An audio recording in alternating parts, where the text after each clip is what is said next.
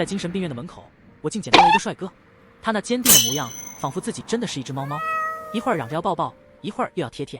洗澡的时候还非得扒着我的浴室门，那可怜巴巴的模样，嘴里不断喊着主人放我进去。原来猫怕水，他是怕我被花洒给淹死呢。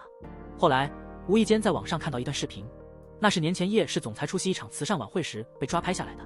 在那辆低调奢华的车上，身着黑色衬衣的男人金贵又优雅，随意的挽了挽袖口，漫不经心的抬眸瞥了一眼镜头，顿时引得视频里一阵激动的尖叫。我看着屏幕里那貌美如花的斯文败类，再瞧瞧身旁正悄咪咪地炫着我手里奶油蛋糕的男人，心情顿时变得复杂起来。他以为我是因为奶油蛋糕被偷吃而生气了，无辜地眨了眨眼，还讨饶似的轻舔了下我的手心，沙哑着声音说：“我错了，下次他肯定还敢。”路过一家精神病院门口时，我看到街角有一个脏兮兮的男人，正和一群流浪猫争抢着食物。这里是旧城区，街角的灰色地砖坑坑洼洼，缝隙间生长的丛草枯黄枯黄的，在寒风中摇曳着。不远处有一家面包店，店员心地善良，把撤下来的面包撕开包装，用纸板垫着放在角落里。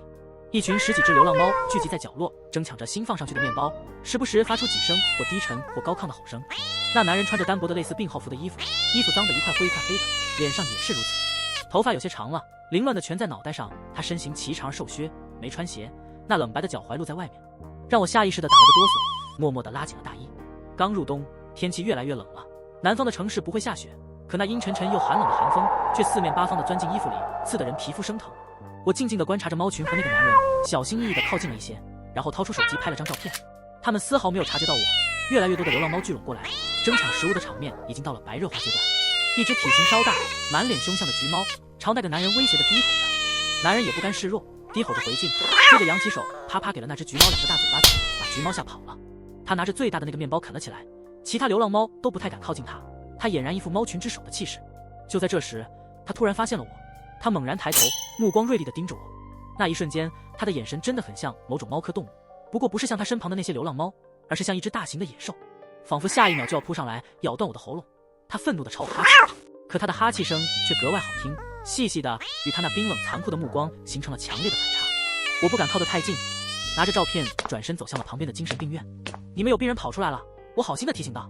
正在悠哉地烤着小太阳听戏的门卫大爷猛地站起身来，在哪？我把照片递给他，就在大门边上不远处的那个角落里。大爷戴上老花镜，仔仔细细地看了几遍照片，接着放松下来，又坐回了小太阳旁边。嗨呀，小姑娘，这个人不是我们院的，前几天他就在那了。我们工作人员也以为是院里跑出去的，把人带回来盘查了一遍，才发现不是。看他行为有点奇怪，把自己当成流浪猫了，怕是有认知障碍之类的。还给他测试了一遍，没测出来什么精神疾病。这好好的一个正常人，我们也不能硬把他留在精神病院里啊，就把他送回原地了。这儿流浪汉多着呢，有手有脚的健全人不去工作，流落街头也怪不得谁。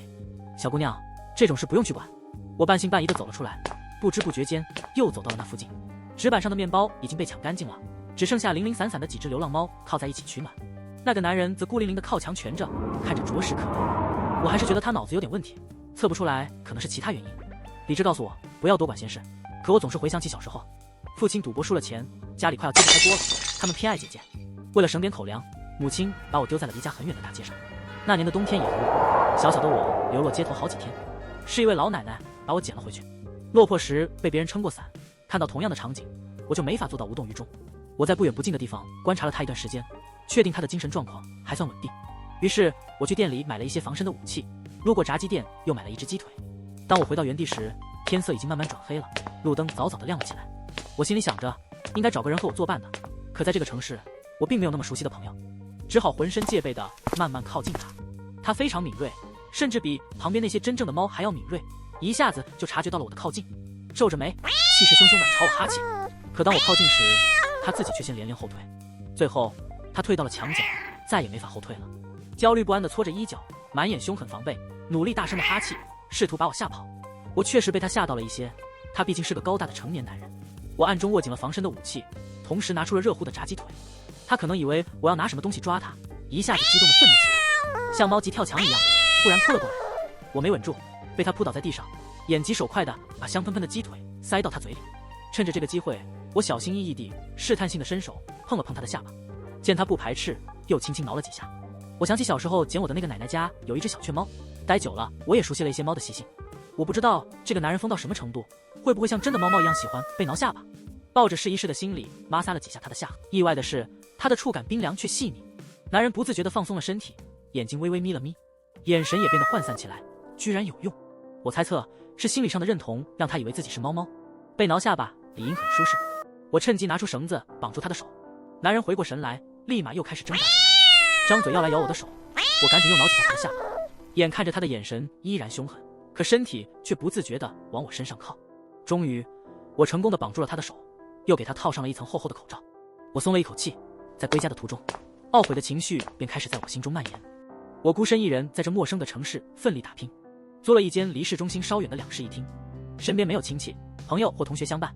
作为一名单身女性独自居住，本就潜藏着诸多危险。然而，我却还捡了一个心智有些障碍的男人回家。我在内心不断地唾弃着自己那泛滥的圣母心和烂好人的性格。可即便如此，我还是将他带回了家。人间的疾苦无处不在，倘若视而不见也就罢了，可一旦看到，终究无法做到无动于衷。幸好我还有一间闲置的次卧，平日里都用来堆放杂物，如今总算派上了用场。我迅速收拾出一张床，将它安置在了里面。一路上，他都在低声低吼并哈气。我胆战心惊地解开了他手上的绳子，随后立刻关上门。我能听到他在里面焦躁不安地来回走动，不过他好歹没有破坏任何东西，这让我稍稍放心了一些。第二天，我拨打了民政局和公安局的电话，没过多久便来了几位工作人员。他们进行了一番调查，确认了这个男人并非本地人，要找到他的家人还需要一些时间。临走时，他们帮忙申请了最近一个救助站的床位，估计过几天就能腾出来。我原本只打算收留他1个晚上，可找不到家属的话，我总不能再将他丢回大街上。无奈之下，只能多收留他几天，等待救助站的申请通过。他昨晚和今早都没有进食，我不知道他到底吃些什么，于是跑回那个街角旁边的面包店买了一袋面包。看着角落里那群流浪猫，我顺手联系了一下流浪猫狗救助机构。救助机构的人来得很快，开着一辆面包车，专业而迅速地将那群猫一只只逮住，装进了一个个笼子里，准备拉走。负责人还跟我抱怨道：“姑娘，你做的没错，流浪猫不能随便喂食，喂得越多就会越多。要是其中有一只感染了狂犬病，那么没有一只能够逃脱，都得进行消杀。”听了他的话，我的心里猛地咯噔一下，我竟然忘记检查那个男人是否被流浪猫抓伤或咬伤了。提着一袋面包回到家，我有些头疼。他的脾气非常凶，我都不知道该如何去检查他的身体。回到家后，我找了好久都没有找到他的身影，最后在衣柜里找到了他。他抱着膝盖蜷缩在衣柜里，那副模样显得毫无安全感。他手长脚长的挤在这小小的衣柜里，显得格外局促。我一打开衣柜门，他的瞳孔骤然放大了许多，紧紧地盯着我，眼中既有畏惧又有凶狠，还在不停地哈气。我拆开了面包，拿在手上，那松软香甜的夹心奶油面包散发着阵阵甜腻的气味。男人的情绪逐渐平静下来，他盯着面包，又看了看我，却没有动弹。他或许是希望我能放下食物，然后离开，就像之前那些面包店的店员一样，给彼此留出一个让彼此感到安全的距离。然而，我并没有按照他的意愿去做。我搬了一个凳子坐在一旁，手里拿着面包，静静地等着他主动过来。他那黝黑的眼睛一会儿盯着面包，一会儿盯着我，始终没有动，我也一动不动。我们就这样僵持着，最终还是他先做出了让步，小心翼翼地试探着往前挪了几步，又盯着我看了看，发现我没有任何反应后，才一点点地靠了过来，一口咬住了面包，接着就着我的手吃了起来。尽管他的脸上脏兮兮的，但他的五官依然精致可辨，微纵的乱发下，纤长的睫毛卷翘着，一双凛凛的凤眼警惕地盯着我，让我莫名的有些紧张。等到他吃到一半的时候，他放下手里的面包，落荒而逃。这样的情况反复了好几次，不过好歹让他看到我不再对他哈气了。我想要检查一下他身上是否有抓伤，然后给他洗个澡。我带着他去了好几家洗浴店，可没有一家愿意接收这个脏兮兮的他。我正不知该如何是好时，一转头发现他正在和这片区域的流浪猫头子打架。一开始他处于单方面挨打的状态，随后开始反击，把那只流浪猫打得喵呜喵呜的逃跑了。男人对我似乎已经有些熟悉了，看到我过来后也不再害怕，而是扬手挺胸，似乎还有些骄傲。我看着他手上那凌乱的抓痕，顿时一股气势涌上心头。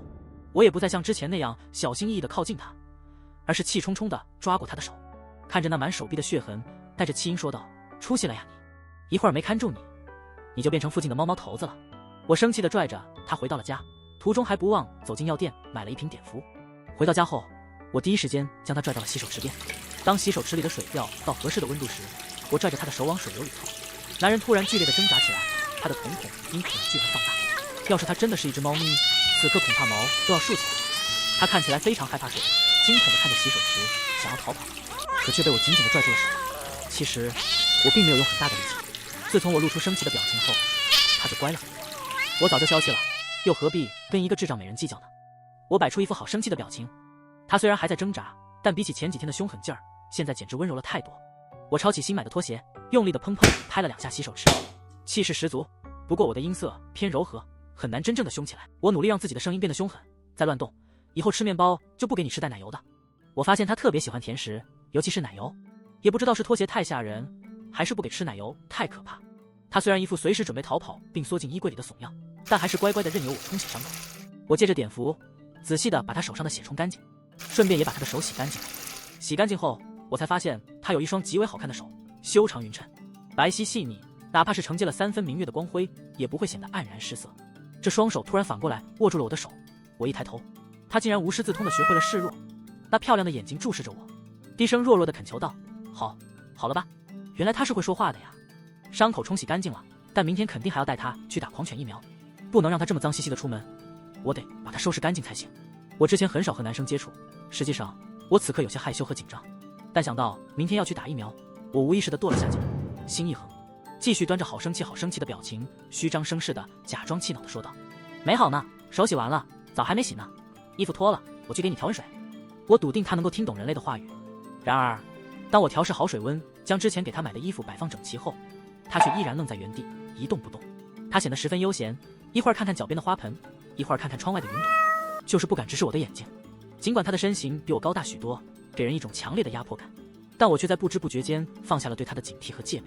我把花盆移开，关上窗户，然后扳过他的头，注视着他的眼睛，一字一顿清晰明了地说道：“自己去洗澡。”他依旧摆出一副听不懂话，装傻充愣的模样，眼神中透露出莫名的无辜。然而他的脚下却默默地向后退了半步，仿佛准备伺机逃跑。我对他的了解速度之快，让我自己都感到惊讶。现在他的一个眼神就能让我知道他打算从哪个方向溜走。我赶紧在他行动之前将他拉进了浴室。我非常耐心地逐个向他解释了各种物品的摆放位置，接着看着他那明显不听话的叛逆眼神，我感到有些棘手。我放轻了声音，试图哄诱他：“洗澡，洗完后我带你去买你最爱的奶油小蛋糕，你还记得怎么洗吗？把衣服脱了，挤大概这么多沐浴露，然后……”我的声音越来越低，羞耻感涌上心头，我的脚也不由自主地缩了起来。男人的眼神中依然带着不服气，但他还是乖乖地站在我面前，认真地垂着头注视着我。我不经意间抬起眼睛，与他的目光交汇，他微垂的丹凤眼显得狭长而迷人，精致完美的五官在他高我一个头的身形衬托下显得更加出众。浴室的灯光有些昏暗，从他身后的天花板上洒下的光线在他细碎的发间跳跃着光影，他的眉眼隐藏在暗影中，偶尔在他不显得智障的时候，会给人一种遥不可及的感觉。顶着他专注的目光，我愈发感到羞耻，脸上涌起一股热气。我估计自己的脸已经变红了。我结结巴巴地继续说道：“沐浴露揉出泡泡后涂抹到全身，然后用毛巾擦干，再用花洒冲洗干净，就像我给你冲手一样。”说完，我把花洒打开，然后赶紧转身离开，准备关门。然而我却看到他亦步亦趋地跟在我的身后。我狠了狠心，关上了门，随后听到他被水淋到的声音。他学着猫的样子低声低吼地发出威胁，但这并没有起到任何作用。他的声音越来越弱，开始发出似有若无的呜咽声，听起来可怜极了。我心中不禁有些不忍，又等了一段时间，然后打开门重新走进浴室。接着我看到那个傻瓜缩在离花洒最远的角落里，躲在洗漱台底下，试图借助台面那小小的遮蔽物来挡住溅过来的水。看到这一幕，我更加不忍心了。我关掉了花洒，浴室里弥漫着温暖的水雾。我蹲在他的身后，轻轻戳了戳他。我张开嘴，却突然意识到不知道该如何称呼他，只好略过称呼，说道：“别怕，花洒是淹不死人的。”他扭过头，浅棕色的碎发湿漉漉的，身上单薄的衣服也被淋湿了，紧紧地贴在身上。透过衣服还能隐约看到他瘦削但恰到好处的腹肌，那充满爆发力和荷尔蒙的身材，平日里被衣服遮挡着。我面红耳赤地移开目光，下意识地向后退了一步。然而他却靠了过来，就像一只被抛弃遇到危险的猫咪，发现了熟悉的人后，急切地靠过来蹭蹭，寻找着安全感。他完全忘记了是谁把他带到了这个危险的境地。不过别的猫表达亲昵是用蹭的，而他却与众不同，他直接拱人在他微湿的睫毛底下，眼里含着委屈，靠过来在我的肩膀上拱了一下。我毫无防备，一下子被他拱倒在地上。我瞪大了眼睛，一时之间反应不过来。我看到他也停顿了一下，似乎有些疑惑我为什么会躺在地上，但他只是疑惑了一瞬间，随后就放弃了思考，委委屈屈地似乎知道要放轻力道了，轻轻地蹭了一下我的颈窝。他冰凉的湿头发扫过我敏感的颈侧肌肤，又夹杂着男性灼热的气息，冷与热相互交织，刺激得我浑身一颤，脸上爆红，一阵热气从耳根蔓延到全身，与周围潮湿温暖的水雾融为一体。我手忙脚乱地把他推开，迎着他迷茫受伤的眼神，心中既有负罪感，又看着他在大冬天湿着衣服微微打摆子，心中莫名涌起一种面对无助小动物的心疼。他的衣服都湿透了，肯定需要过一遍热水澡，不然容易感冒。我挡住他挨蹭蹭的脑袋，猜测他不知道如何脱衣服，脸上羞得通红，艰难地说道：“你不要乱动，我帮你把湿衣服脱掉。”这个智障美人的智商就像一个谜，忽高忽低，常识储备也时有失误。现在他似乎又处于智商的高地，他知道我打算让他再次淋水，于是开始剧烈的挣扎起来。我努力按住他的手脚，他挣扎得越来越厉害，还试图咬我一口。我被吓了一跳，愣了一会儿，不过他凶神恶煞地嗷呜了一声，实际上只是咬到了我脸颊旁边的空气，纯粹是在虚张声势。看到他这副模样，我放心了下来。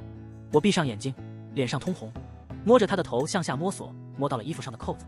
我的手紧张地颤抖起来，哆哆嗦嗦地把扣子全部解开。由于他的乱动，我不得不摸到了一手腹肌，那触感仿佛粘在手上，怎么都难以消退。他似乎也终于意识到挣扎是没有用的，渐渐地停止了挣扎，安静了片刻。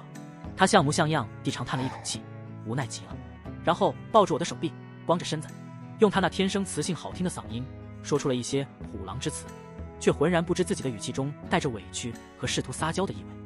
主人，不要走，洗澡，和我一起。我心跳如肋骨，用力把他的脑袋掰开。不可以，你再磨蹭，我就把你丢出去。我恶狠狠地吓唬他。他虽然不情不愿，但还是拿起了毛巾。我赶紧逃离浴室，临走前补充道：衣服在架子上，要穿好衣服才可以出来。你很聪明，我相信你看一遍就会知道怎么穿的。终于摆脱了他，我一口气跑回房间，一头埋进柔软的被子里。过了好久，我的心跳才逐渐平复下来。幸运的是，之后他没有再闹出什么幺蛾子。他洗完澡后，仿佛经历了一场劫难，眼中饱含着对浴室的恐惧。他走出来没有看到我，便开始四处焦躁地乱走。后来不知怎么回事，他发现我在房间里，在门口虚弱地喊我：“主人。”我打开门，看到他凌乱的碎发下湿漉漉的眼神。他换上了纯白的棉服，顿时显出了几分纯良无害的气质。看到我，他眼中闪过一丝欣喜，又带着几分忐忑，继续用弱唧唧的语气说道：“主人，洗好了，不要丢我。苏青，我叫苏青，你喊什么都好，不许再喊我主人了。”我强调道：“如果它真的是一只猫，喊我主人，我或许会很高兴，毕竟难得有这么乖巧、把人当回事的猫主子。但他是个美青年，这个称呼从他低沉磁性的声音中喊出来，就显得格外奇怪。”我拿出新的毛巾，喊他坐好，擦头发，同时交代道：“晚上不要再睡在衣柜里了哦，床才是用来睡觉的。”他心不在焉地了一声，感受着我擦头发时轻柔适中的力道，享受地眯起了眼睛，不自觉地靠过来，抬起了头，似乎希望我挠他的下巴。我没有搭理他，擦干他的头发后，就把他推回了次卧。明天带你去疾控中心，早点睡。他露出失望的表情。好，我请了半天假，第二天一大早，便带着那个人来到了疾控中心。一路上，我们吸引了不少人的目光。最后，当打疫苗的小姐姐打开冰柜准备拿疫苗时，忍不住感叹道：“姐妹，你男朋友也太帅了吧！”我尴尬地笑了笑，连忙澄清道：“不是的，他不是我男朋友。”我余光瞥见那个智障美人正盯着针筒，眼中露出惊恐的神色，仿佛已经进入了一种似有若无的防备甚至攻击的状态。我赶紧在他还没对陌生人哈气之前，一把捂住了他的嘴，完美地打断了他即将爆发的行为。他哈气到一半，被捂住了嘴，愣在了那里。就在他愣神的空隙，针扎进了他的皮肉，他的身体一僵，因为我捂着他的嘴，他只能小幅地挣扎起来。其实这种细针筒注射按理来说应该是不疼的，但打针这种事，疼痛并不在于皮肉上，而是在于针扎到皮肉之前的那一瞬间所带来的恐惧。他试图挣脱开我，可因为是我钳制着他，他又不敢大幅的剧烈挣扎。挨了一针后，他可怜巴巴地看着我，眼神中充满了控诉，仿佛在说我为什么不帮他一起对抗，还要拖他的后腿。对面的小姐姐丝毫没有意识到他差点引发了一场医闹事故，依然乐呵呵地调侃我：“现在还不是啊？下一针的时候说不定就是了呢。你俩颜值都这么高，走在一起真的很养眼。”我不知该如何回答，拿着疫苗本，拉着他赶紧离开了。看着旁边的男人，真是神奇，他真的有着猫猫的习性，情绪变化极快。刚才还在控诉地望着我，出来以后被冷风一吹，他相当怕冷，又黏黏糊糊地靠了过来。我无情地把他推开，看着他那精致如神造的容颜，忍不住想起他衣服底下那让人血脉奋张的腹肌，心中涌起一股羞意。这样的五官和气质，还有那身材，估计他并没有在大街上流浪太久。可我却不知道他为什么会变成现在这样。但有一点可以肯定，他之前应该和我处于两个完全不同的世界。我只希望他能尽快回到他的世界，我也能回到我的生活中。原本没有交集的两条线短暂的相交后，能重新回到各自的正轨。我刚想到这里，一个电话打了过来，告诉我救助站那边的申请已经批准了，今天就可以把人送过去。正好现在还有时间，我打了一辆车，带着他来到了城郊的那个救助站。一排老旧的房屋，看起来像是20世纪的建筑风格，白墙已经泛黄，贴着地刷了半米高的绿漆。我心中涌起一股不妙的感觉。果然，走进里面，一股不太好闻的气味弥漫在空间中。一个房间里铺着半间的大通铺。我知道，像救助站这样的非盈利公益机构，没有什么收入，只有支出，环境可能不会太好。但现实情况比我想象的还要差很多。一旁的男人丝毫没有察觉到自己即将被留在这个地方，依然亦步亦趋地跟在我身边。那信任的眼神，让我突然升起一股奇异的愧疚感。虽然这样比喻救助站不太恰当，但就像是把一只优雅的赛级纯白猫猫丢到了煤矿场，让它自生自灭一样。我后悔了。当工作人员询问基本信息时，我问他是否可以不把它送过来。他诧异地看了我一眼，然后笑了起来。当然可以，他的态度很好，但我却感到非常愧疚，觉得自己给他们增加了不必要的工作量，连连向他表示歉意。临走时，我尽自己所能捐了一笔小钱，虽然无法改善里面人的生活质量，但能让他们多吃一顿饭，也算是尽了一份心意。走出救助站，我向警方了解了一下寻找家属的进度，对方回复我说快了，最后还奇怪地嘟囔了一声，说这个人的亲属怎么比其他人更难找到。后面的话我没听清，也就没放在心上。收起手机，我看着面前努力缩进羽绒服帽子里的男人，走吧，我们去甜品店。我知道一家老牌的甜品店，用料很实在。现在是工作日上午，估计人也不会太多，很适合去逛逛。我们到达的时候，许多甜品刚刚做好摆出来，满店都飘着香气。正逛着，我看到一个有点眼熟的人影，仔细一看，原来是对方也发现了我，眼中露出诧异又惊喜的神色。苏青，没想到能在这儿遇到你。是一个男人，他是我父母家邻居的儿子。我的父母家在一个2线城市的小县城，他们在高中年纪就早恋，结果搞大了肚子，然后辍学回家结婚，生下了我姐姐。后来家里拆迁，意外获得了一笔巨款，但我父亲却染上了不好的习惯，拆迁款很快就被他挥霍一空。直到有一天，家里实在是快揭不开锅了，母亲把我扔到了很远的大街上。还好没过几天，我就被刘奶奶捡回了家。再后来，我父亲母亲艰难的那段时间熬过去了，又打听到我成绩好，就跑来闹了一通，把我要了回去。刘奶奶骂了好久都拦不住，我就这样被他们扯回了原来的家。那时我年纪小，没有选择的余地，只能无奈的接受。刘奶奶去世的那年，偷偷跑去，在她家门口看到她的棺椁被抬上礼宾车。从那以后，在天气忽然下起雷阵雨后，还会来学校给我送伞的人再也没有了。大学的时候，我已经能够自己赚钱和获得奖学金来维持生活。他们知道后，还要求我转生活费给他们，美其名曰是回报父母，但与此同时，我姐姐却花着他们省下来的钱到处旅游，这真是一种讽刺。我害怕他们来学校闹事，所以老老实实的赚了3年的钱。一毕业，我就独自跑到了他们不知道的城市，把号码等一切联系方式都换掉，与他们彻底失联了。所以在这个城市，我没有熟悉的亲戚、朋友或同学，没有人知道我在这里生活。逛街之际，竟被老家邻居之子瞧见，着实有些晦气。我勉强挤出一丝笑容，真巧呀。对方身着商业精英的装扮，其实我与他并不相熟，仅能认出他的脸，记得他好像叫程宇，而他的父母与我的父母交情颇深。我心中有些担忧，怕他们知晓我的行踪，于是我提议请他吃顿饭，找了个恰当的时机，隐晦地告诉他，我不太想让父母得知我的近况。他满脸疑惑，你爸妈一直念叨你一个女孩在外面打拼，没个熟人，很是担心你，你怎就不关心他们呢？听他话里的意思，我父母应该没跟别人说我是主动失联的，或许是觉得丢面子，只说我去外面闯荡了。他无法理解我为何不关心父母，我也不愿对这半生不熟的人诉说自己的经历，只是坚持强调，别让我父母知道我的去向。他面露不解，但终究答应了。我依旧有些放心不下，开始盘算着是否要换个城市生活。尴尬地与他聊了许久，他看似随意，终于问道：苏青，你身旁这位是？猫猫本就害怕人多的地方，所以我选的地方很安静，但他还是显得焦躁不安，一只手抱着甜品袋子，另一只手紧紧握住我的手。他是陌生人，他知道我不喜欢他朝人哈气，强忍着，但全程眼神中透着不善，直勾勾地盯着程宇。我发觉猫猫不爱说话，只有万不得已时才会挤出寥寥几句简短的话语，所以在程宇眼中，就是我带了个眼神不善、奇奇怪怪的男人在身边，且一直未曾介绍。对不起，我给忘了，不知从何时起，我就常常把它当作真正的小动物了。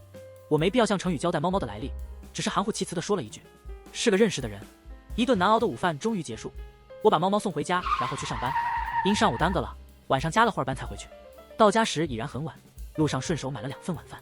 一打开门，就瞧见他坐在门边的地上。我怀疑他从我出门起就一直坐在这儿，等我回家。看到我，他暗淡的眼眸顿时亮了起来，扑过来抱住我，使劲蹭着，短发掠过我的脸颊，带来些许痒意。我踉跄了几步才稳住身形，随即赶紧把他推开，将2份诱人飘香的烤肉塞到他手里，让他抱着，以防他再扑向我。他接过烤肉，却对美食没多少兴致，一双眼睛始终盯着我，还在想方设法地靠近。他想放下手中的食物，可那是我塞给他的，只好敷衍地拿着，不得不开口表达对我归来的欣喜和欢迎。主人回来了。我一怔，再次温柔而认真地纠正他，要叫我苏青，不许叫主人。猫猫有些不服，但他没说，只是装作听不懂。不能惯着他，我依旧坚持，叫我苏青，你再叫主人，我以后都不理你。他不情愿地轻声嘟囔：“苏青。”男人那俊美的容颜极具冲击力，一双眼眸黝黑深邃。当他这般专注地凝视着你时，仿佛要将你纳入他深州的气息之中。那磁性缱绻的嗓音，天然带着几分蛊惑之感。他歪了歪头，机灵地想到一个折中的办法，有些兴奋地靠过来，知道我不喜欢过度的蹭蹭，便克制地停在我脸侧，靠近我的耳朵，低声呼喊：“阿青。”那股子缱绻蛊惑拂过我敏感的耳垂，从耳根蔓延至四肢百骸。或许并非称呼的问题，而是他这个人，无论他喊什么，都会让人不由自主的腿软。算起来，我还不知道他叫什么呢。我问他：“你还记得自己的名字吗？”他疑惑地看着我：“好吧，那我还是先叫你猫猫吧。”他真的是极为乖巧且粘人的那种猫猫，我每天下班回家都能受到他的热情迎接。下楼扔个垃圾回来，他也乖乖在门口等我。等我进门就想贴贴，只要我在家，无论我去何处，他都跟着我。几天后，他甚至学会了预判，我脚一转向，他就知道我要去哪里。我刚想去厨房煮点东西，一进厨房，他就已经坐在自己选好的专属位置上。厨房不大，角落里放着一个小板凳，他乖乖坐在小板凳上，修长的双腿无处安放。挤在这小小的空间里，那原本简陋的塑料凳子，竟被他做出了高级设计品的感觉。就连我洗澡，他都要跟着。他明明极其害怕水，除了每天固定时间被我赶去洗澡，其他时候看到浴室就绕着走，看到洗手池也绕着走，觉得那都是极其危险的地方。他嫌弃的不行，但每到我洗澡的时候，他还是会跟过来。我不让他进门，他就扒着浴室门，忧心忡忡，生怕我被花洒那点水淹死，还老是忘记喊我的名字，张口就是主人，放我进来。配上他那撩人却不自知的迷离嗓音，声音虽不大，却穿过一层门，钻进我的脑海里。我突然感到危险，仿佛那一层门变得像纸糊的一样脆弱，仿佛随时都可能垮掉。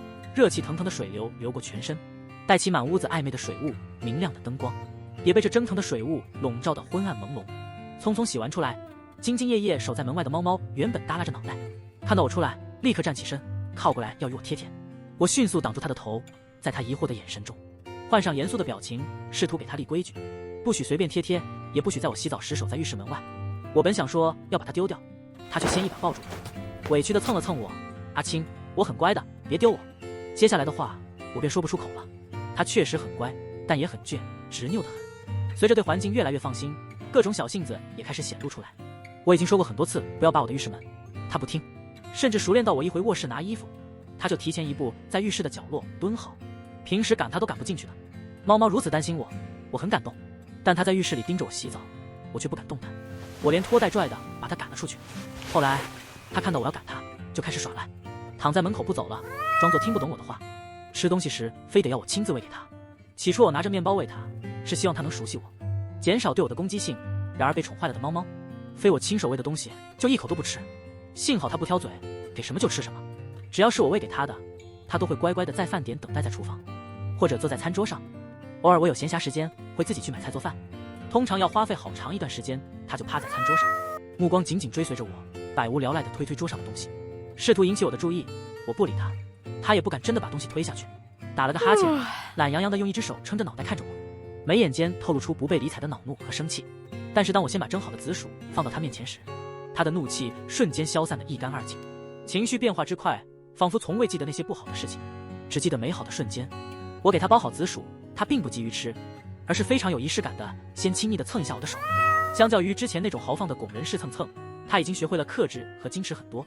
对于没吃过的东西，他会先小心翼翼地咬上一口，生怕咬到我的手，不知不觉间便流露出骨子里的那份优雅从容。当我看着他感觉有些陌生和遥远时，他趁机贴过来，又把我拉回了现实。我生气地说了，不要随便贴。猫猫充耳不闻，像是选择性失聪一样。这天，一个电话打了过来，说是他的家属找到了，询问我什么时候有时间，工作人员会和家属一起上门把人接走。我看了看旁边竖着耳朵偷偷听我和别人说话的猫猫，停顿了片刻。周末我都有时间。对方说好周六过来。他见我放下手机，悄悄地坐到我身旁，察觉到我没在意，趁机拱了一下我的手。我的手机被他拱掉了，他又靠近了一点，这次是轻轻地蹭蹭我的颈窝，莫名其妙的低声哼了一声。每当我和别人说话或者拿着手机的时候，他就会莫名其妙的不开心，想尽办法把我的注意力从别人和手机那里拉回到他身上。我仍然不习惯和男人贴得这么近，看在他是个智障的份上，不和他计较。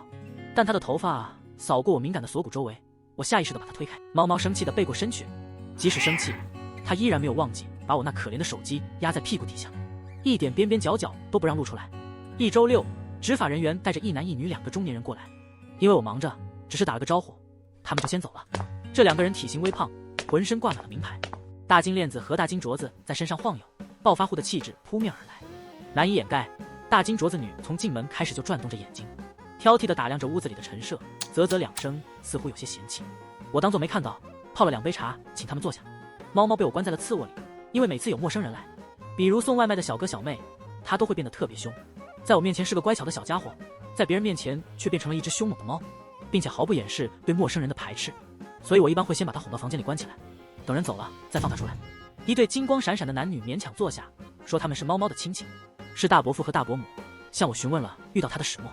一口茶都没喝，最后甩出一张银行卡扔在桌上。大金镯子女，这里有100万，没有密码，算是酬谢。我们把人带走以后，希望你不要再纠缠他。他这一声喊得太大声了，被屋子里的猫猫听到了。隔着次卧的门，他开始不安地喊我。这次终于喊对了，阿青。那悦耳的男声传过来，沙发上的一对男女坐不住了，猛地站了起来。大金链子男，如果没有其他问题，我们现在就把他接回家。等等，我拦住他们，这张卡你们拿回去吧。大金镯子女，100万而已，你要是不要就丢掉。不过对于你来说，这应该是一笔巨款了，丢了可别后悔。这不太好吧？万一后面他们又倒打一耙，说在我这里丢了一张存了100万的卡呢？我始终不接受这笔钱，语气客气，但态度坚决，直到他们无可奈何地把卡收回去，才同意把门打开。大金镯子女嘀咕了一句：“装什么清高啊？”我不想理会他，一开门，他俩就挤开我上前去。冉冉，伯父伯母带你回家。哎呦，怎么都瘦了？大金镯子女想拉住他，猫猫反应极其迅速，警惕的后退，瞬间摆出了疏离戒备的姿态。男人那漂亮狭长的凤眼微微眯起，打量着面前陌生的人，突然弥漫起一股危险的气息，薄唇轻启，滚！大金镯子女被他的眼神震慑住，下意识地往后退了好几步，不敢再上前。猫猫那冷酷无情的表情穿过他们2人，走到被2座肉山挡得严严实实的我面前，眼中的冷光瞬间破碎，满是委屈，像八爪鱼一样缠了上来，语气哀怨地说：“阿青，你不理我。”他身后那对暴发户中年大叔和中年妇女一副见鬼了的神情，不敢置信地看着我。大金链子男语气变得客套了一些：“亲近了点，大妹子，要不这样，你帮我们把他带到车上去吧，改天说请你吃饭。”猫猫转身挡住我，面无表情地看着他。大金链子男莫名打了个冷战，我感觉很奇怪，他们不是大伯父和大伯母吗？怎么感觉有点怕猫猫呢？正疑惑着，外面有人敲响了门。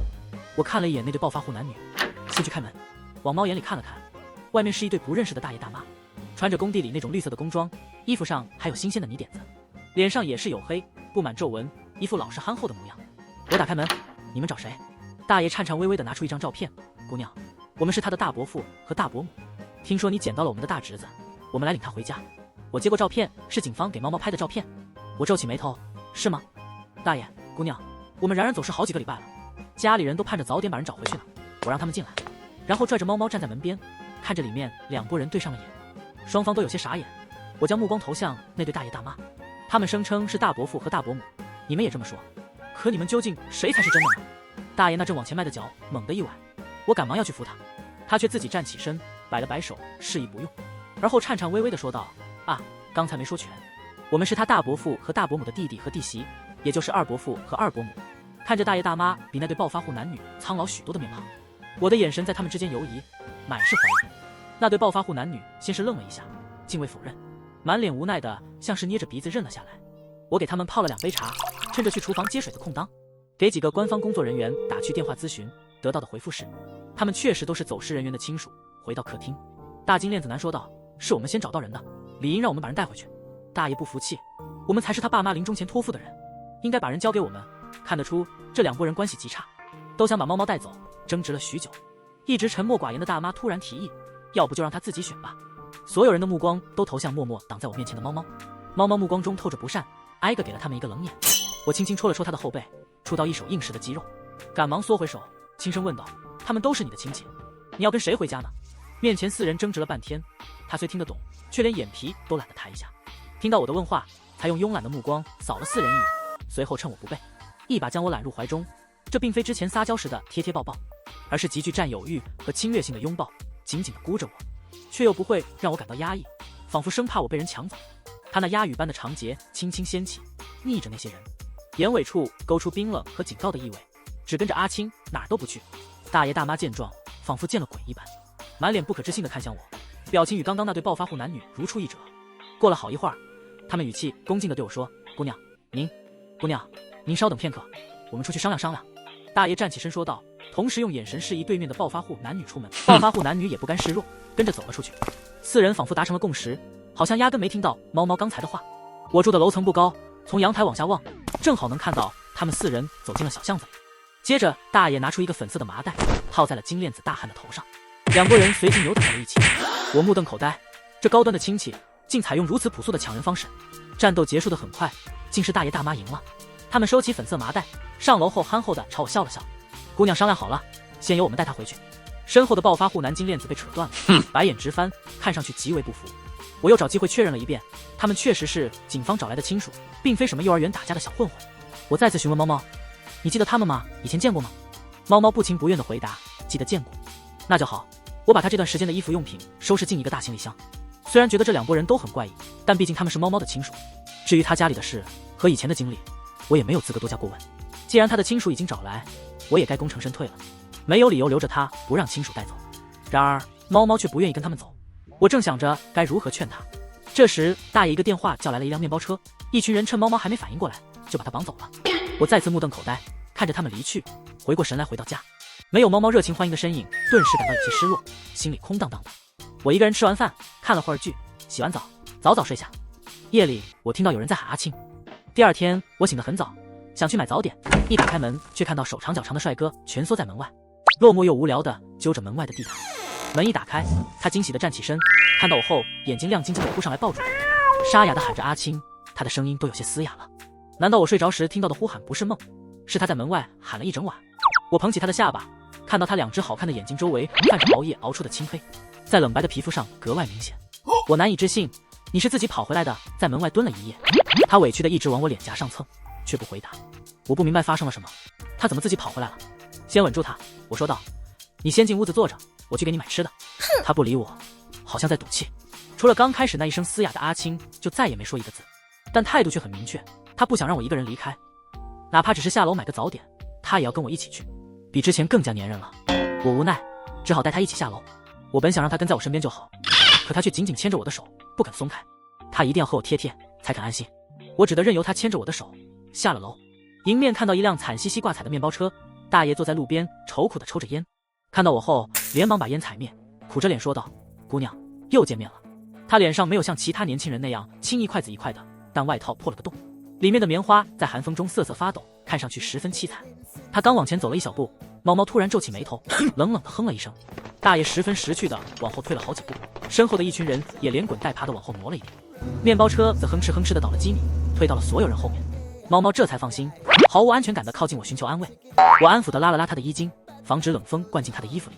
大爷哭诉道：“姑娘她太凶了。”接着他说：“昨天他们趁猫猫没防备，把她绑走了。”上车后，猫猫就开始折腾，凶残的一脚踹碎了车玻璃，一群大汉都按不住他。等车被迫停下，他趁机藏起玻璃，割断绳子。下车后自己跑了回来，一路上鸡飞狗跳，他居然还能记住路线。他这个看似智障的美人，一旦聪明起来，一般人还真对付不了。就这样，他一边跑一边把抓他的人都揍跑了。半夜3更，他们就回到了这栋楼楼下。猫猫在门外哭坐了一整晚，其他人不敢上楼，也在楼下熬了一夜。真不知谁更惨，但那辆面包车确实很惨。我看了看旁边的男人，仔细瞧了几眼，确定他没受伤，然后严肃地训斥他：“怎么能凶人呢？他们都是你的亲人啊！”假装要揍他，他不躲不闪，依然很委屈，还很不服，但还是不情不愿地凑过来，一副任我打骂也不改的模样。他明明可以反抗我，如果他像凶别人那样反抗我，我肯定治不住他，但他没有，我的心一下子软了。况且我只是想吓唬他一下，我从不骂人也不打人，对待小动物更是如此。我收回手，瞪着他，不可以再凶他们了，知道吗？他从喉咙里敷衍地挤出一声显然他知道错了，但就是不听。然而我实在是无暇顾及太多，他本应与亲属归家，我只能将与他相处的经验告知大爷，期望他能逐渐接纳他们。大爷满脸愁苦的听完，不住摇头。姑娘，要不就让他在你这儿再住些时日吧，你尽管放心，不会让你白住的。原本我就打算回去把他这段时间的花销打给你，往后他的花费我也会一并付给你。当然占用了你的时间，我们定会尽力酬谢。我内心不太愿意答应，尽管他极为乖巧，可实在是太粘人了。倘若他是一只真正的宠物猫，这般性子我定会喜爱至极，恨不得倾其所有给猫买罐头。但他实则是个自我认知存在问题的人，而且还是个男人，长得极为帅气的那种。他太粘人了，这段时间一点一点地侵入我的生活，超越了一般的接触限度，让我在潜意识里感到惶恐。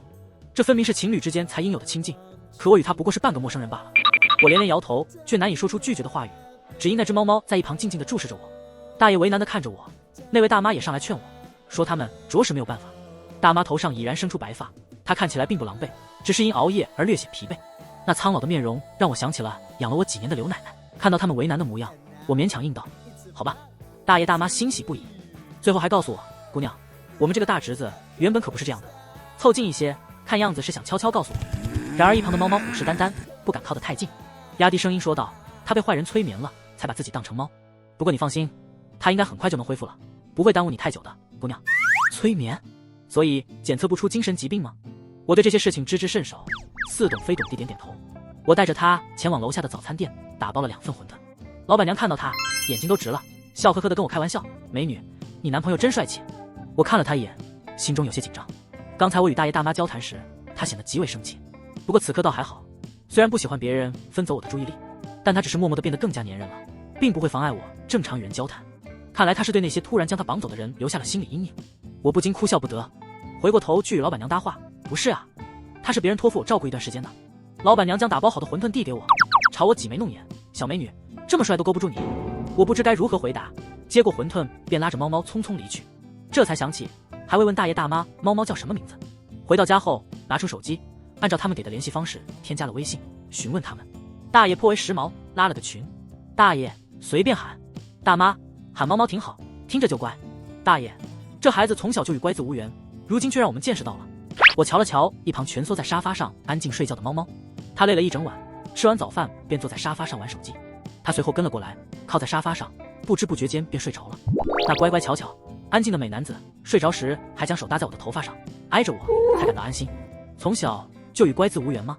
那他之前究竟是怎样的一个人呢？我凝视着他的眉眼，那俊美的模样，即便刻意低调，也难以掩盖其出众的颜值，仿佛稍不注意就会被大众的视线所捕捉。自从那天被绑走后，独自跑回来，猫猫比以往更加没有安全感，变得更加粘人了，24小时都希望与我贴贴，恨不得与我融为一体。我常常下班回家，发现他的嗓子莫名其妙的沙哑了，后来才得知门外但凡有一点动静，无论是电梯开启还是有人路过，他都会扒在门口呼喊我。倘若不是我，他就只能失路而归。下一次再有动静传来，他又会兴冲冲地跑过来，一天之中蹲守无数次，只为等到我回家，以至于嗓子都变得沙哑了。我心疼不已，感觉他独自一人在家实在是太过孤单了。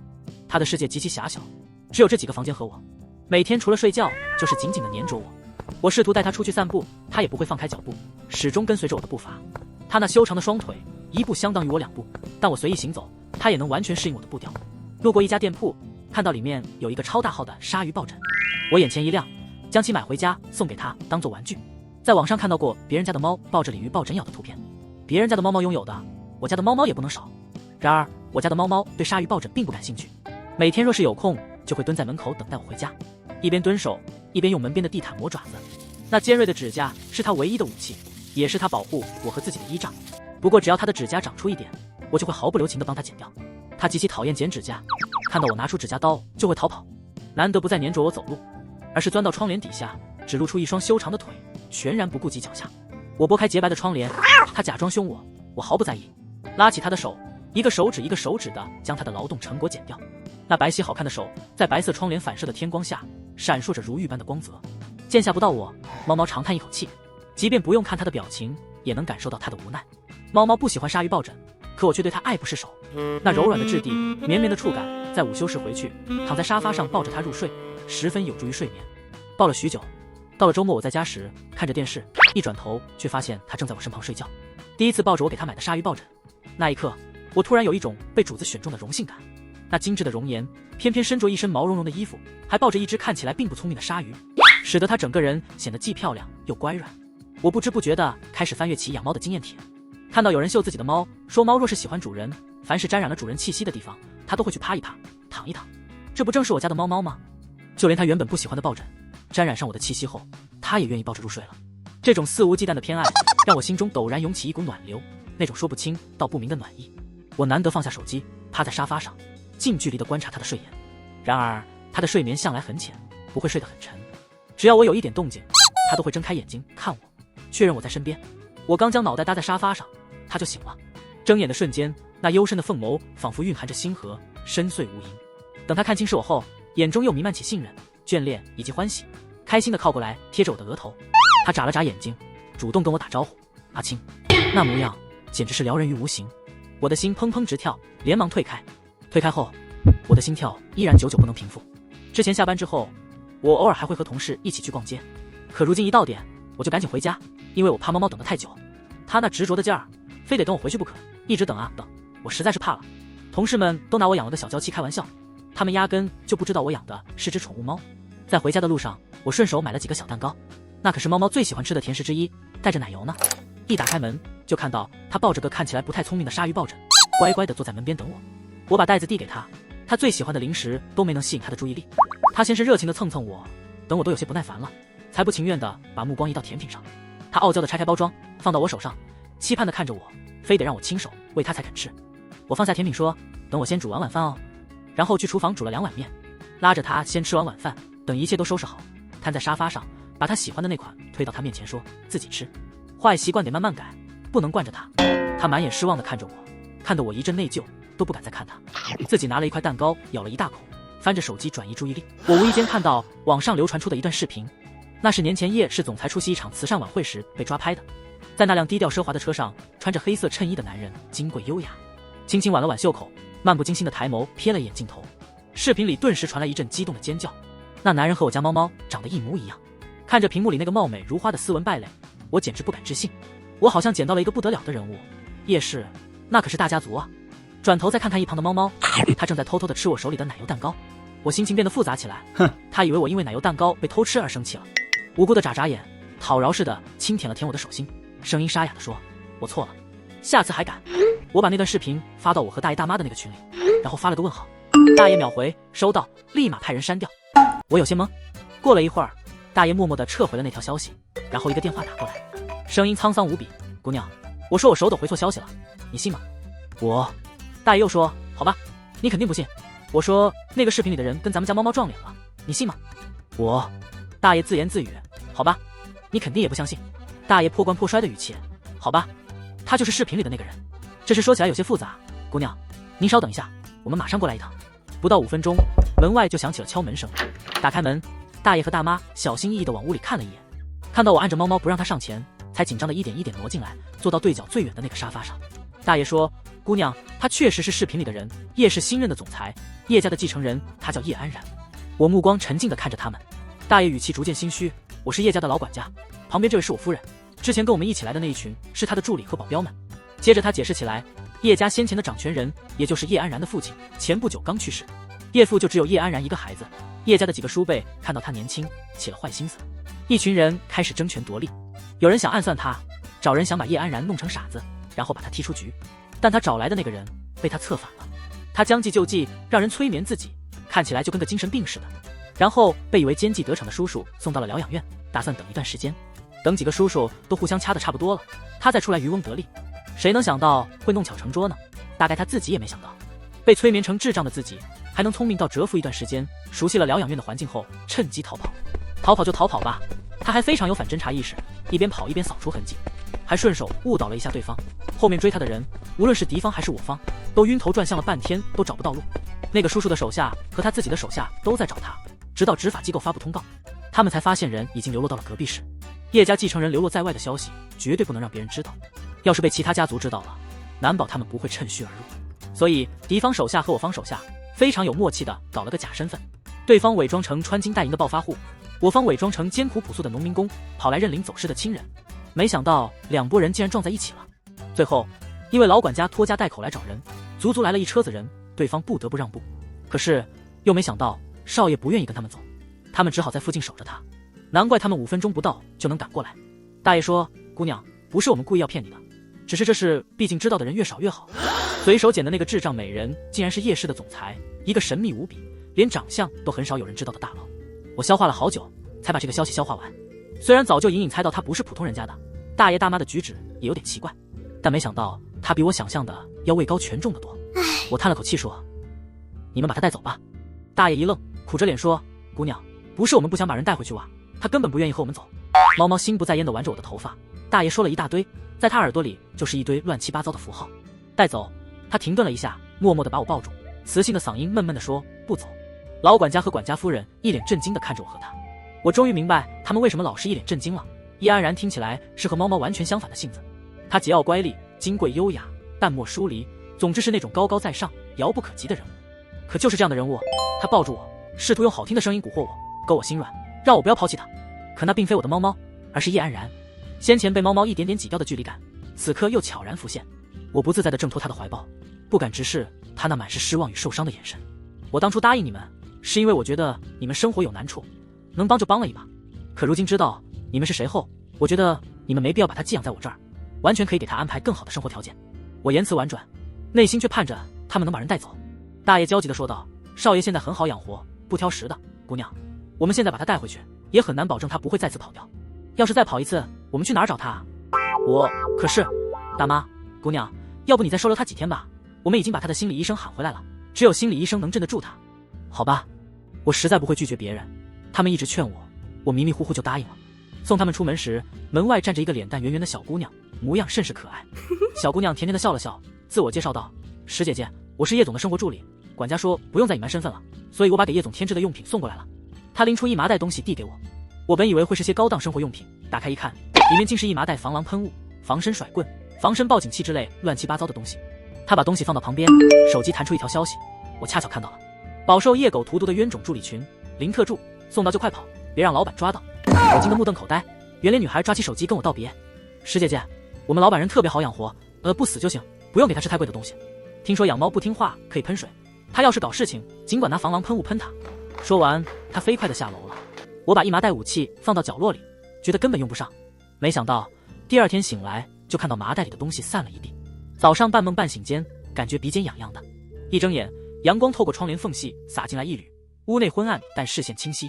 猫猫凑近我的脸，感受着我的呼吸，它靠得很近，清冷的气息萦绕在我身旁。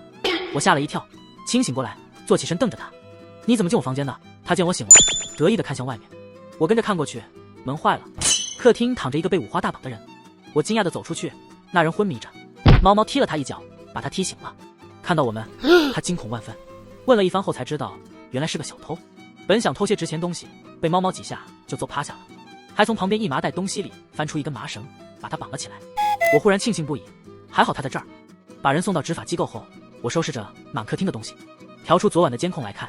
自从把它捡回家，我就学着养宠物的人家，在各个房间都安装了家庭监控，没想到现在派上了用场。猫猫制服小偷只用了几分钟，因为房间门被小偷弄坏了。猫猫第一次成功溜进我的房间，凡是我去的地方，它都要跟着。可我从不许它进我的房间，越是不让它去的地方，它越想去瞧瞧。每天我进房间前都得和它斗智斗勇，难得有一次能畅通无阻地进入我房间。猫猫踏进房门的那一刻，难以置信地又退了回去。反复几次后，终于确定自己可以随意进出了，然后高兴地爬上我的床。猫很怕冷，冬天尤其喜欢钻被窝，我总算见识到了。看着监控里，它兴高采烈地钻进我的被窝，非要盯着我才肯慢慢入睡。我晚上容易翻身，一翻身它就醒了，揉着惺忪的睡眼换地方，挪到另一边。我面向的那边，它就换到那边，非要和我面对面睡觉。一晚上挪来挪去，它这觉睡得可真够忙的。早上它很早就醒了，趴在床边等我醒来，见我许久没动静，频频凑到我鼻尖探我的鼻息，生怕我睡太久出事。我觉得有些好笑，被男人爬上床的紧张感也消散得一干二净。它是只猫猫啊，它懂什么啊？只知道粘人，要抱抱，要贴贴，连睡觉都得面对面贴着才安心。联系了维修公司，他们说明天派人上门维修。晚上我堵在自己房间门前，苦恼地揉着长发，猫猫抱着他的鲨鱼抱枕，乖巧又倔强的要进来和我一起睡。我试图用惯用的法子哄他，你回自己房间睡，明天我带你去逛甜品店好不好？猫猫眨眨眼，想和阿青一起睡，就连最爱的甜品都无法诱惑到他。我正头疼着，他趁我不注意，一个闪身抱着鲨鱼抱枕溜进了我房间，迅速爬到我床上躺好，然后眼神亮晶晶的等着我上床。我扶额，要不我去睡次卧吧。走到次卧，发现次卧门也被撬了，猫猫不知何时又抱着鲨鱼抱枕跟了过来。在我疑惑的眼神中想了想，乖巧的解释道，你在哪儿睡我就在哪儿睡。我想问的不是你跟来干嘛，我想问这门是你撬的吗？我明明记得白天这门还好好的。他无辜的看着我，没有否认。真厉害，看小偷撬一遍门就学会了。我生气的揪他睡衣帽子上的2只兔子耳朵，这是我给他买的睡衣，全是这种萌萌带耳朵的，之前觉得很相配。他俯身方便我揪，高挺的鼻梁，深邃的眉眼就在我面前专注的看着我，让人一阵目眩。我松开兔子耳朵，实在不知拿他怎么办才好，无能狂怒的跺脚，你怎么这么粘人？最终还是没能把他赶走，眼睁睁看着他堂而皇之的钻进我的被窝。我选择闭上眼睛，眼不见为净，就当身边躺着一只真的猫猫吧。可他的气息环绕着我知道只要一睁眼就能对上他凝视的目光。我们靠得太近了，即使我特意在中间摆了个超大的鲨鱼抱枕，即使我3令5申不许靠这么近，他总是记不住，潜意识里就是要靠近我。我的心跳得厉害，在莫名的心烦意乱中不知不觉就睡了过去。早上又是被那若有若无的痒意弄醒的，一睁眼，俊美的男人躺在我床上，撑在我上方，有力的胳膊仿佛将我禁锢在这方寸之地，无路可逃。他俯身，鼻尖凑近我，轻轻试探我的鼻息。我能清晰地看到他卷翘的睫毛在脸上投下暗影，那没尽暗影的幽深凤眸正望着我，男性炽热的气息喷洒在我敏感的肌肤上，他的薄唇离我近在咫尺。我一动不敢动，有那么一瞬间，脑海中闪过视频里那个漫不经心瞥一眼就能引得满场人群尖叫的男人，而现在那个慢条斯理挽着袖口抬手间就能翻云覆雨的俊美男人正撑在我上方。我脸红心跳，等他看到我醒了，亲昵地用额头蹭了蹭我的脸颊，我下意识地把他踢下床。猫猫委屈地看着我，旁边是他不知何时扔下床的鲨鱼抱枕。我拨通了叶安然家管家的电话，你们安排的心理医生啥时候能到呀？管家察觉到我语气中的不悦，小心翼翼地回了一句，今儿个就能到了。小姑娘，咋了？是少爷惹你生气了？别客气，揍他就行了。说到后面，语气渐渐变得兴奋起来，仿佛特别期待他家少爷能挨顿揍。我总不能直说，你家少爷爬上我床了，赶紧把他拉走。听到他肯定的答复后，我长舒了一口气。猫咪在一旁正对着墙壁自我反省了，我下不了手去揍他，只好按住他，让他面壁思过。然而他环顾了一圈房间，慢悠悠地走到了落地镜前，面朝镜子开始思过。镜子里映出的是我的身影，此刻我总觉得有些不好意思去看他。下午的时候，管家带着一群人过来了，其中有一位美艳且成熟的女人，她显然是这群人的首领，上前跟我打招呼，你好呀，我是叶安然的心理医生夏星。她顺手递给我一张名片，说道，感谢你这段时间对她的照顾。猫咪出来后，看到那一群人明显是很抵触的，但看到夏星后却难得的收敛了几分凶狠的猫性。夏星看到猫咪露出了心疼的神色，没想到我不在的时候然然受了这么多苦。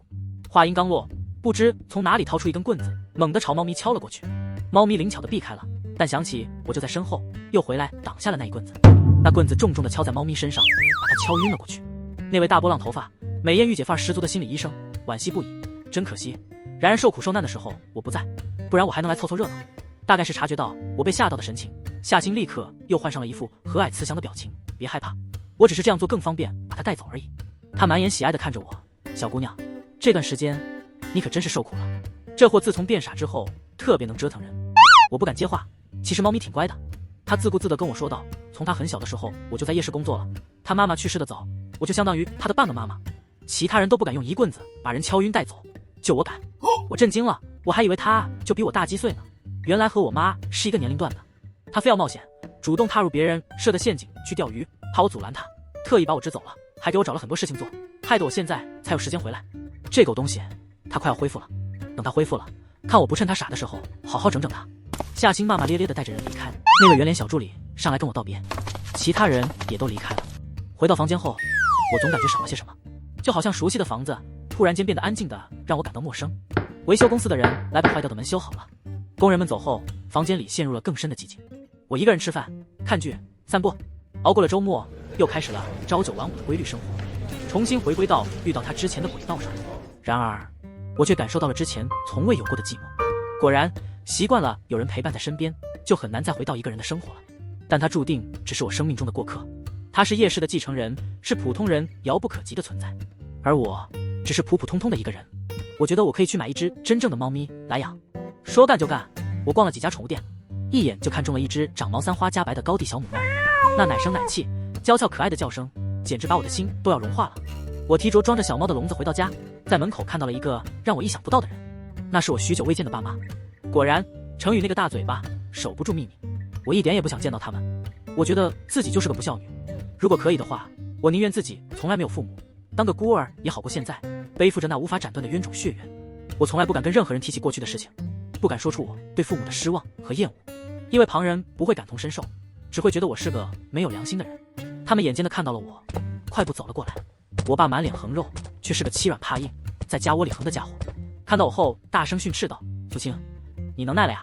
一毕业就玩失踪。”我妈则是典型的黄脸婆家庭主妇，拉着我爸，转头失望的看着我：“阿青，不管怎么说，你都是我们的女儿，你这么长时间没消息，我们会担心的。”真的吗？如果真的担心，为什么还要在大庭广众之下训斥我，让我难堪呢？我神色冷淡的说道：“上楼说吧。”进了屋，他们2个人开始打量着屋子。我妈翻着我的梳妆台，拿起一盒面霜，使劲往脸上涂抹，还抱怨道：“这么好的东西，你怎么不知道给我和你姐姐买一盒呢？你太自私了。”我面无表情地抱着新买的3花猫坐在沙发上，任由它们在屋子里四处走动乱翻。小母猫一点也不怕生，安安静静地趴在我的怀里，尾巴一甩一甩的，似乎是因为周围的响动而感到不安。素清，你是不是弹眼男人了？我妈愤怒地惊叫起来，因为她在鞋柜里发现了一双男士拖鞋。在把3花猫接回来之前，我已经把叶安然之前用过的东西清理掉了，却没注意到鞋柜里还有一双男士拖鞋。我妈拎着那双拖鞋质问我，是不是谈男朋友了？我奇怪地看了她一眼，她这么生气，我不得不多想。转念一想，我就猜到了，她说不定已经在老家给我安排了相亲对象，等着把我嫁出去收彩礼钱呢。一个人住，为了保障安全，所以买了一双男士拖鞋放在门口，我随口编造了一个理由。我妈看着我平静的脸色，意识到自己刚才太激动了，冷静下来后跟我说：“阿庆，你也不小了，一个女孩在外面打拼太辛苦了，妈托人给你找了个好人家，你有时间就回来看看吧。”好，我敷衍的答应着。我爸有些得意的说道：“你姐姐谈了个男朋友，开超市的，特别有钱，我们就不指望了，能嫁出去就行。”哦，我依旧是敷衍的语气。从他们的话里，我推测出了他们的用意。我姐姐要嫁的那个人家资金链出现了问题，缺钱周转，想管我姐姐借钱。我爸妈为了巴结这个有钱的女婿，打算赶紧把我嫁出去，收了彩礼钱去借给我未来的姐夫。我敷衍的应付了他们一会儿，就把他们送回去了。看着他们上了车，我默默的松了一口气，心里想着得趁他们还没反应过来之前搬走。正为此头疼呢，去一个陌生的地方既费钱又麻烦。就在这时，手机银行弹出一条提醒：加100000000.00元，交易描述赠与苏青。没有什么弯弯绕绕，就直接叫人打钱，这种行事风格仿佛是夏星的做派。我大为震惊，这着实是一笔意外之财。不过这一次我并未拒绝，这笔钱刚好能解燃眉之急。我辞去工作，在另一个城市找好房子，将小母猫的用品以及一些基本的个人物品打包，连夜搬了家，电话卡之类的全部都更换掉了。在另一个城市找到工作后，我安心的养着猫。我几乎都快把我父母那些烦心事给忘记了，结果他们还是找上门来。我父亲生气的砸着我新家里的东西，大声咆哮：“苏青，你这个没良心的东西，我和你妈就去看你一趟，你就搬家？你以为我们稀罕你吗？你哪点比得上你姐姐？你瞧瞧你姐姐多孝顺，每次和你姐夫回家都带一堆营养品回来，你呢？你连家都不回，难道是我自己愿意有家不能回吗？”我垂着头看着手中的3花猫，有些蹊跷，他们怎么能这么快就找到我呢？还莫等我探查清楚，我父亲自己冷笑着道出实情：“还是你姐姐聪明，给我们找了一个定位器，放在你的自动猫碗里面。”原来如此，我母亲有些心疼被砸坏的东西，不过想到这些都是我的东西，她也就没阻拦。等我父亲骂完后，她开始装好人，哭诉自己作为父母的辛苦，说我不知道关心他们。一番闹腾过后，我母亲说道：“阿青，有个男的看了你的照片，对他很满意，就算你不愿意回家，他自己过来了，想要和你吃顿饭，你今晚就收拾一下去吧。”我简直无语至极，卖女儿这么急切，真是丢尽了脸面。我姐姐也来了，挽着她那肥头大耳的未来姐夫，踮着脚走进来，嫌弃地看着满地狼藉，说道：“阿青，你在大城市打拼2年了，怎么还不如我混得好呢？”我懒得搭理他，我很是苦恼，不知道这次该如何带着我的小三花猫摆脱这群让人心烦的人。在他们的监视下，我不得不换了一身衣服，化了个妆。我姐夫开着车送我们去南方订的餐厅。那男的看起来有些瘦小，戴着一副厚眼镜，不过在我老家应该还算有点钱，不然我母亲也不会特意选他。看到我后，眼镜男眼前一亮，殷勤地招呼我坐下。等看到我身后的一家子亲戚后，他的脸色变得有些难看。乡亲还带着一家子来蹭饭，他可能以为我是这种人，眼神中闪过一丝轻视，不过还是很殷勤地点菜陪笑。我长得好看，是那种难得一见的好看，这一点我父母和对面的乡亲男都很清楚。一方想要高价卖出，一方则努力压低价格，而我正想着办法溜走。我正走神呢，我母亲把我摇醒，问道：“你看南方这么幽默风趣，不如今晚一起去看个电影吧。”南方笑眯眯地看着我，眼神在我身上流连，让我感到有些恶心。我故意挑衅地回答：“他没有姐夫有钱，也没有姐夫帅气，我有点难以接受。”眼镜男的脸色瞬间变得很难看。我父母尴尬地陪笑着，我姐姐和姐夫丝毫没有尴尬的自觉。我姐姐说道：“那是当然，你姐夫可是县里面的首富。”眼镜男渐渐失去了耐心：“你虽然学历比我高，年纪比我小，人长得也不差，但是这些都不算什么。我家里有钱，想找这样的人一找一大把，你错过我会后悔的。”我正准备说点什么，最好能让他们吵起来，然后趁机溜走。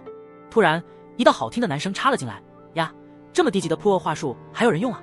在座的所有人一抬头，才发现四周不知何时已经被迅速清场了。就在旁边的桌子边，一身灰色休闲装的俊美男人懒洋洋地靠在桌子边沿，四周缭绕着蒸腾的烟雾，仿佛人间烟火不沾染不到他分毫。他身后站着几个西装革履的下属，与他那一身休闲装束形成鲜明对比的高不可攀的气场。我一怔，突然又想起了什么，他不是猫猫，他是叶安然。看他这副模样，应该已经恢复正常了。叶安然一出场就显得与众不同，眼镜男被他对了一句，也不敢还嘴，推了推眼镜，有些结巴的小心翼翼地询问：“您是？”他低头笑了起来，勾起薄唇：“你不需要知道我是谁，我不是来认识你的。”他又抬起眼眸，深邃的眼睛紧紧盯着我：“我是来认识你面前这个女孩子的。”眼镜男下不来台，有些恼羞成怒：“不管你是谁，她是我的相亲对象，我们双方都对彼此特别满意，你不要多管闲事。”我无语至极，他哪只眼睛看到我对他特别满意了？叶安然根本没把他的话听进去，视线一直都没从我身上挪开，这让我有些不自在，下意识的不敢和他对视。他身后那个眼熟的圆脸小助理站了出来，不过此时他一副严肃专业的表情，打开一个文件开始念出了一串公司名。叶安然无聊的拿着一朵配菜的蝴蝶兰花瓣搓来搓去，最后意味深长的说了一句：“这几家公司挺合眼缘，说不定可以投资扶持一下。”后来我才知道，这念出的一长串是那个眼镜男家里小公司的全部竞争对手公司名。眼镜男的脸色越来越苍白，估计也想明白了，能在短时间内把信息调查得这么深入的，肯定不是什么好惹的人物。他看了我一眼，眼底闪过一丝后怕，扯着笑脸说道：“对不起，石小姐，我不该说那些话的，是我配不上你，对不起，我先走了。”说完，他匆匆忙忙地向叶安然告退，都忘了和我父母打个招呼，就赶紧离开了。我父母、姐姐、姐夫惊讶地看着这一幕，他们还没弄明白为什么眼镜男会突然变怂离开。我母亲有些期待地问道：“阿青，你们认识？”顶着一家子质问的眼神和叶安然难以分辨情绪的目光，我硬着头皮含糊其辞地说道：“见过。”我姐姐酸溜溜地嘀咕道：“还以为你这2年多认真打拼工作呢，原来也是在傍大款啊。”懒散地靠在桌子边的男人神色突然变冷，那一身休闲装都遮挡不住他的冷峻气质。他将搓烂的可怜花瓣一丢，小助理心领神会，接着又念出一连串的公司名以及几个人名。这回我大概是听清楚了，其中有一批是我姐未来婆家的债主，还有一批是我爸积攒多年的债主。叶安然丝毫没有意识到自己在威胁人，反而放柔了语气：“叔叔阿姨。”稍作停顿后又喊了声大姐，接着直接略过我那肥头大耳的未来姐夫，说道：“有什么想知道的，直接问我就行，别老是缠着阿青问。”他说话的时候态度和蔼可亲，可他身后的一群保镖却开始驱赶那些人。理由很充分，自助餐的时间已经到了，他们老板刚刚买下这家店，作为未来的新员工，他们只是在正常履行提醒的职责。我爸妈简直不敢相信，我们可是他的爸妈啊！然而没有人理会他们。我爸妈又开始呼喊我：“苏青，你就这么眼睁睁地看着你爸妈被威胁、被驱赶吗？”我看向他们，拿出手机赚了几十万给他们，那是我自己存下来的一部分钱。我说：“彩礼钱转给你们了，我现在是我自己的了，以后不要再来找我。”我存了这么久的钱，就这么轻易地给了他们，真是让我心疼不已。我一边用筷子戳着碗里的肉丸，一边一个接一个的把它们戳烂。四周顿时安静下来，那群保镖和我的那些亲戚都离开了。我有些害怕单独面对叶安然，过了好久都没有动静，我以为他们都走了，一抬头却看到他就在旁边饶有兴致地看着我。看到我看向他，他才开口说道：“你好像很不喜欢肉丸呢。”他撑着脑袋眨了眨眼睛看着我：“那要是我赶走你爸妈和姐姐他们，还威胁他们以后都不能来找你，你会讨厌我吗？我下意识地摇了摇头，我心里满是对他的感激，还来不及表达，对面的人眼中闪烁着星星点点的光芒，笑着靠近我，缓缓地说道：那你想要一个能赶走你讨厌的人，冬天能给你暖床，还会保护你的男朋友吗？他的声音轻柔舒缓，看似没有任何攻击性，却充满了诱惑。他的目光如丝如缕，将我紧紧缠住，我顿时手足无措。他似乎明白我的犹豫和顾虑，想要靠近我，却又克制住了自己，依然用那种不会让人产生警惕，甚至能让人沦陷沉迷的语调说道：阿青，我已经把我家里不听话的人都教训好了，没有人会反对，你不用担心家族和门第的问题。我真的很喜欢你，不是因为我是叶家的谁，而是因为我是叶安然，是你的猫猫。我不知道他的哪一句话触动了我的心弦，让我的心跳越来越快，声音也越来越大。我想起自己一直以来都在把他往外推，心中不禁涌起一丝诡异的愧疚。所以这一次，我捧起他的脸，第一次主动轻轻地贴了贴他的额头。好，他反而先露出了陷入沉迷的神色，终于不再克制自己，环抱住我，俯身在我耳边接连呢喃了好几声阿青阿青，然后捏住我的下巴吻了上来。一瞬间，他隐藏起来的占有欲和侵略性在唇齿间展露无遗，缠绵悱恻，撩人心弦。他那骨节分明的大手悄悄地伸进我的食指之间。